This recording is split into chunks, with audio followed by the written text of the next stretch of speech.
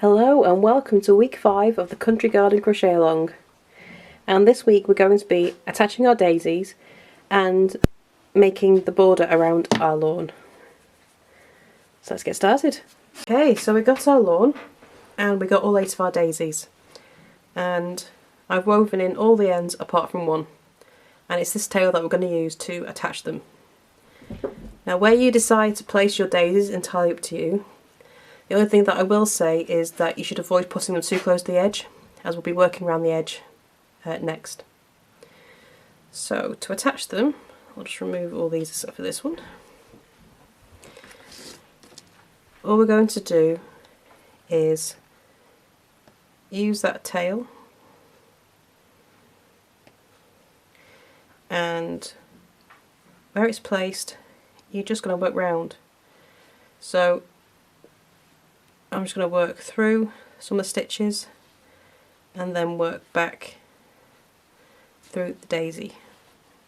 So I'm going to try and attach it on several sides. Okay, so then I'm just going to choose another stitch and then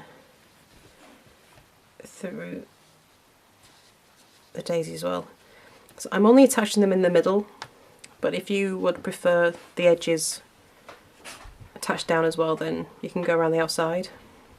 But I'm just kind of sticking around the edge, and then just choose that stitch there and go into that side there. Oh, that was a bit tight.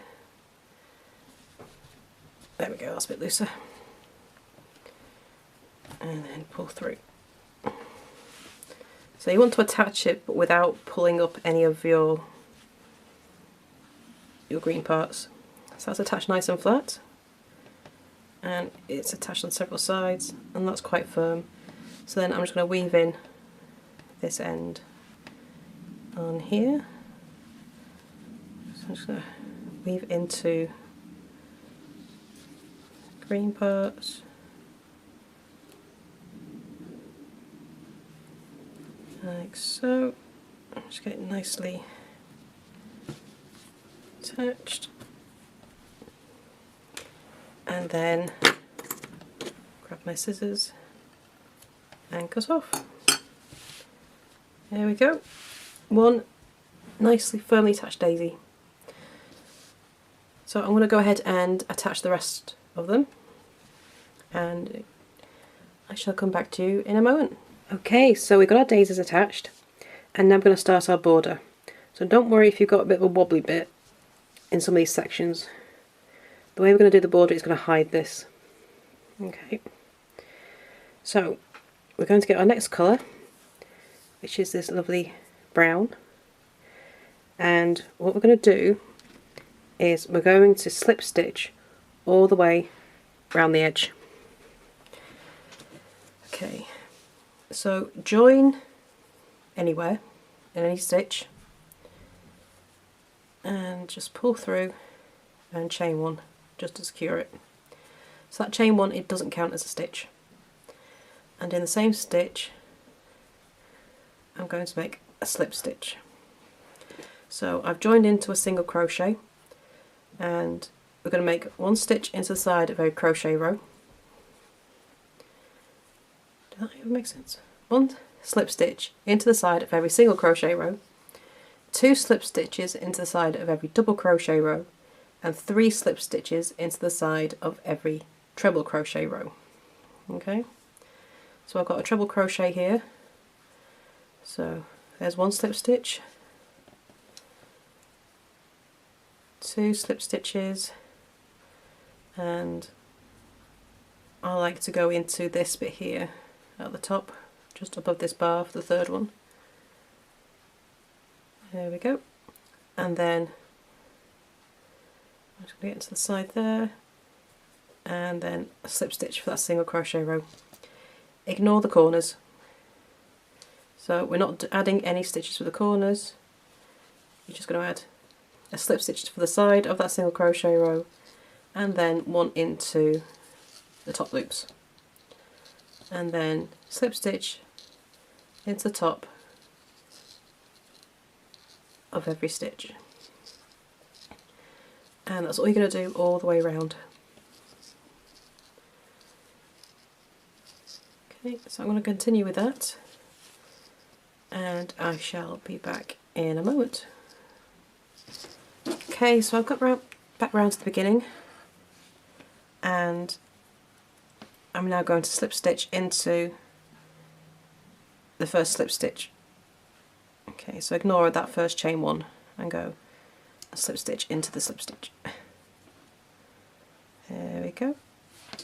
So you should have 45 slip stitches across the top and bottom, and 56 slip stitches down the sides. Okay, so that should count 45 across the top and bottom, 56 down the sides. Okay, so now move on to the next part. I'm just going to take that stitch marker out, and we're going to start here where we are now, and I'm going to chain one, and I'm going to work into the top loop of that same slip stitch. There we go. And I'm going to make a double crochet turning chain. I say turning chain because we're not actually turning, we're carrying on in the round, but it's the same stitch you would make as if you were making a turning chain. And now we're going to double crochet into the top loop of every slip stitch. So using the same colour as you used for your slip stitches, and double crochet in every one. Oops, just grab some more yarn. There we go. Okay, so when we get to the corners, I'm just coming up on one now, we're going to be adding an extra stitch. So if you want pointy corners, you would add 3 stitches into a single stitch for the turn. For this I'm only adding 2 stitch, well, 1 extra stitch for the corners. So we're going to have 2 double crochet in the corner stitch. And the corner stitch for me is that first stitch in the top loops. Okay, I'm not putting it at the sides, I'm putting it in the top loops. So once we get to the other end, I'm going to put that second stitch in the last stitch in the top loops. The slip stitches made in the top loops will hold shape better than the ones down the sides. So that's why I put them in there. So when I get to that first slip stitch in those top loops, 2 double crochet, and that is your corner. And having 2 stitches rather than 3 will give us rounded corners and not sharp ones. Okay, so we've got those 2 stitches in, and now we carry on across the top with a double crochet in the top loop of every slip stitch. And you carry that all the way around. So your corner stitches go in the first and last stitch of the top and bottom rows. So in that slip stitch that's made, and the first and last stitch go in both loops. So across the top it's on both loops, and across the bottom is the foundation chains. You put 2 double crochet in the corners. But other than that, we're just working in that top loop of the slip stitches, double crochet in each stitch round. Okay, and you can see that rounded corner now, and that's what we're going to get for all our corners. Nice rounded ones. So I'm going to carry on with that, and I shall see you when I get back to the beginning. Okay, so I've got back round to the beginning, and now I'm just going to slip stitch into that first double crochet, or your first turning chain, mind. I keep calling it turning chains, so if I keep calling turning chains when we're doing it in the round, I just mean that stitch you started with. Okay. And now we're going to do a second row of double crochet. So into the same stitch you've just slip stitch into, make another starting chain of a double crochet height.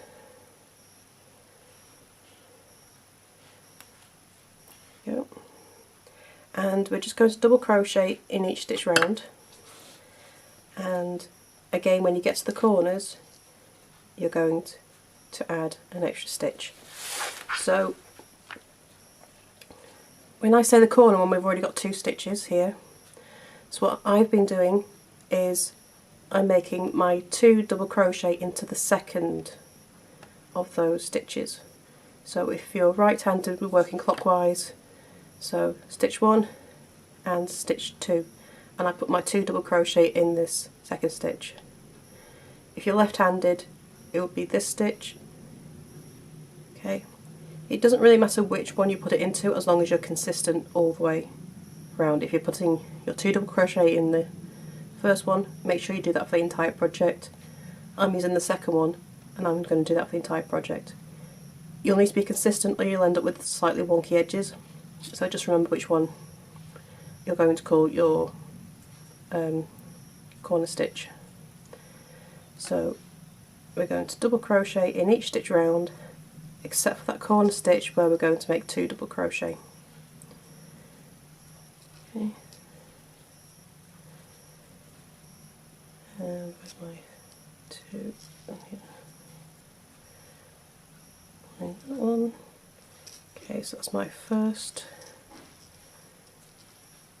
and then this one's my second, so 2 double crochet in here. Oops. There